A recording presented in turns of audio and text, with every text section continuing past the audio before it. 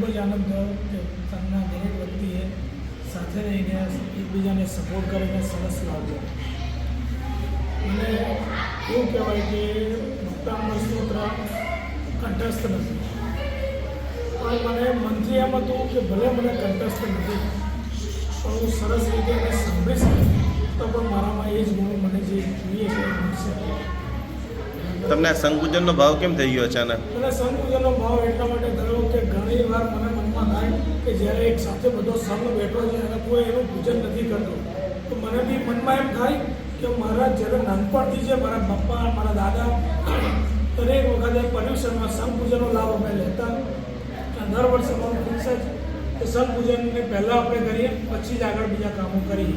એટલે મને પહેલેથી મનમાં એમ જ હતું કે અહીં આવ્યા પછી બી છેલ્લા 10-12 વર્ષથી સંઘને પૂજી નહોતો શક્યો તો મારા મનમાં એ હતું જ કે હું સંઘ પૂજન કરું. તારે એકદમ ઈચ્છા થઈ ગઈ અને એકદમ જ મને સવારે અંદર હું સંઘ પૂજન કરું. ચલો સંઘ પૂજાનો લાભ લીધો. 3 દિવસ આવ્યા હતા શિબિરમાં? 3 દિવસ હું શિબિરમાં આવ્યો છું અને 3 દિવસ ખૂબ જ આનંદથી મેં ખૂબ જ ભક્તિ કરી છે અને મને ખૂબ જ